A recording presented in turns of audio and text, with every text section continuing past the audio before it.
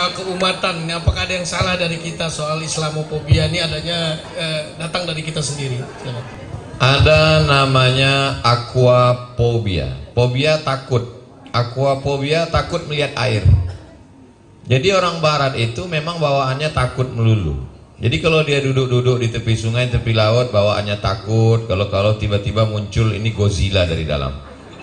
Kalau dia lihat banyak mobil parkir, dia takut. Jangan-jangan ini mobil berubah jadi robot namanya Transformer. Kalau dia tengah malam lagi melihat bintang gemintang yang begitu indah, dia takut. Jangan-jangan turun alien dari atas. Jadi memang orang kalau otaknya memang ketakutan, itu memang apapun dia takut melulu. Seperti meniru bahasa Bang Rocky, bidadari tadi. Mereka kan ngomong 3 kali tuh. Itu kalau didengar oleh orang yang tergantung siapa yang mendengar. Kalau didengar oleh orang yang ketakutan, itu bisa dia, ini jangan-jangan orang kerasukan setan, jangan-jangan orang kesambet. Tapi kalau didengar oleh orang yang sedang dalam masalah, yang pertama karena minyak goreng payah, yang kedua karena suaminya ngantri solar, yang ketiga beberapa hari lagi akan ada pengumuman naiknya BBM. Kan nyambung, itu menunjuk. Tapi setiap orang akan menerima objek sesuai dengan rasa ketakutan dalam dirinya. Bahwa ada oknum di dalam Islam ini, umatnya bukan ajarannya, bahwa ada oknumnya yang menebarkan ketakutan, itu terjadi dalam semua agama, dalam semua aliran. Ada ekstrem kanan, ada ekstrem kiri, ada yang moderat. Tapi sifat tingkah laku pelaku orang itu kan bukan ajarannya. Sama seperti orientalis belajar Islam, baca buku, habis itu dia masuk Islam, selesai sholat di masjid, pulang sendalnya hilang.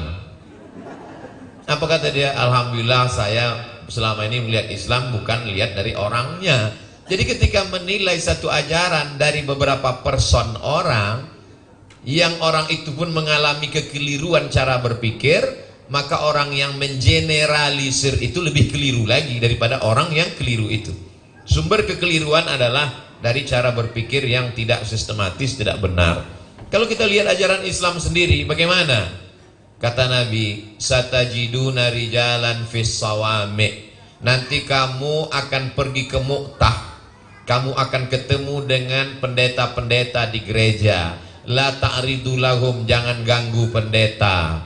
La taqtulu sabiyan murdi'a, jangan bunuh anak kecil yang sedang menyusui. Wala syaikhan faniya, jangan bunuh orang tua renta. La tahdimu buyutan, jangan hancurkan rumah. La taqiranna nakhlan, jangan cabut pohon kurma.